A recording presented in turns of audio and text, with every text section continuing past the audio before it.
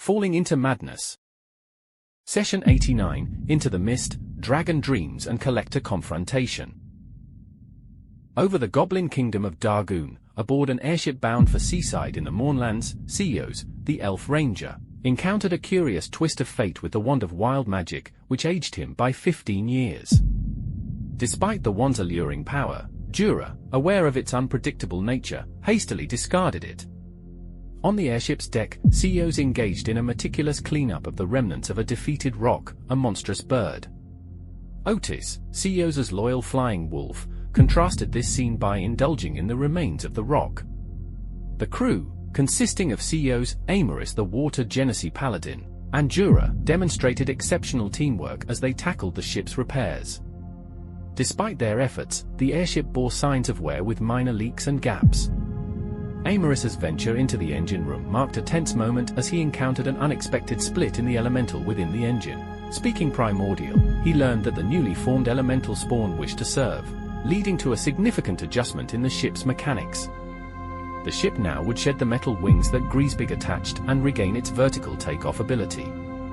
Amidst their journey, the trio gathered around a sending stone to discuss their communication strategy with Serkil. The airship buzzed with anticipation as they debated the message's content. In a lighter moment, Scurvy, the grey-haired, eye-patched pirate, provided a humorous contrast with his jovial cooking and singing in the kitchen. The narrative took a comedic turn with Ceios and Otis struggling to maneuver a rowboat through the stairwell, followed by Aemaris with a massive metal wing, lightening the mood aboard the ship. Djura, in a solitary moment, contemplated the Argonessen's beam of light and communicated with her mystical doll. The doll's cryptic message hinted at dark forces, ancient prophecies, and a journey to a realm of hidden truths. It spoke of an unchained god and a confrontation with a liar on a throne, suggesting a looming battle of deceit and power. Djura then approached Ceios and Aemaris, offering them a ring found in the roc's remains, symbolizing the trust and bond within the crew. Above them, Djura's bat familiar kept watch, revealing the movement of void goblins in Rukhan Dral, an unsettling sight. As the airship continued its journey, Aemaris and Scurvy took the helm, lifting it from Skull Lake and marking a new chapter in their adventure. The landscape below, dotted with giant Dakani fortresses, was a reminder of the land's rich history and conflicts. During Djura's watch, she observed a ground battle between goblins and void-infused goblins, a chaotic and brutal skirmish. Meanwhile, in his deep sleep aboard the airship, Ceios, the Elf Ranger, found himself in a dreamlike state where reality seemed pliable and uncertain. There, he encountered Serkil. The dragon's ethereal presence altered the very air in Ceios' cabin, signaling a momentous encounter. Serkil, with a demeanor balancing might and gentleness, offered warnings and advice to Ceios. He spoke of the Mournlands, describing it as a mysterious and perilous territory where magic was fickle and could backfire unexpectedly. Certain areas in the Mournlands might nullify magical powers, and ancient spells lingered in the land, requiring caution and respect.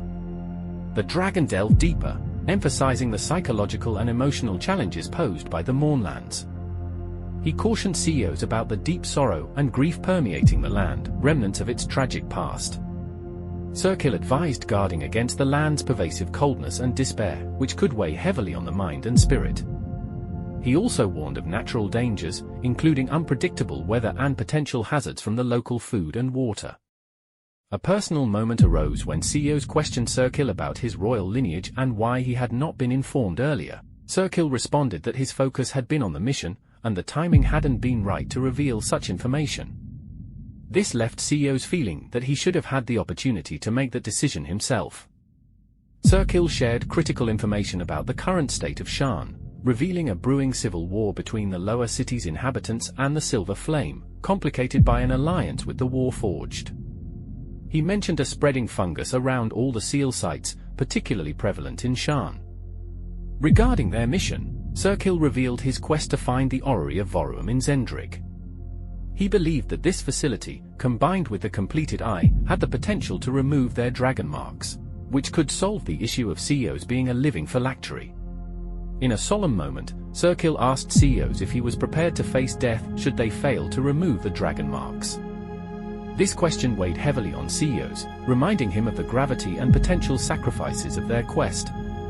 Recalling a previous discussion with Aemaris, Ceios inquired about the possibility of traveling to Zoria. Cirkil explained that reaching this realm would require converting their ship into a spelljammer or acquiring a spelljammer helm. They would have to navigate through the Great Gate leading out of their crystal sphere to the gate that imprisoned the Far Realm, a void reflection of the planet Eberron. Upon waking, Ceios shared his troubling dream with Aemaris and Djura. Their airship journey brought them to the Mournlands, where the atmosphere shifted dramatically. The temperature plummeted, and Djura shivered in her neon blue coat. Aemaris navigated through thick mist, which took on the forms of lost friends and allies, stirring poignant memories within the crew. During their airship journey, the adventurers encountered a massive construct known as a cadaver collector. This war-forged machine, resembling a giant spider with its many metal legs, suddenly activated its fire boosters and launched itself towards the airship, initiating a hostile encounter. Ceios, quick to react, fired arrows at the war-forged, discovering its vulnerability to magic attacks. His arrows, imbued with magical properties, found their mark, causing significant damage to the mechanical foe. Meanwhile, Djura, wielding her potent eldritch powers, targeted the head of the cadaver collector. With a powerful blast of eldritch energy, she successfully blew apart the head of the warforged as it rocketed towards them. The decapitation caused the collector's movements to become erratic and unfocused, hindering its ability to aim and attack. Aemaris, at the helm of the ship, showcased his piloting skills by maneuvering the airship evasively. He managed to keep the ship just ahead of the collector, dodging its unpredictable movements and buying time for his companions to launch their counterattacks. In a critical moment, Ceios fired another arrow, this time striking a vital component of the collector.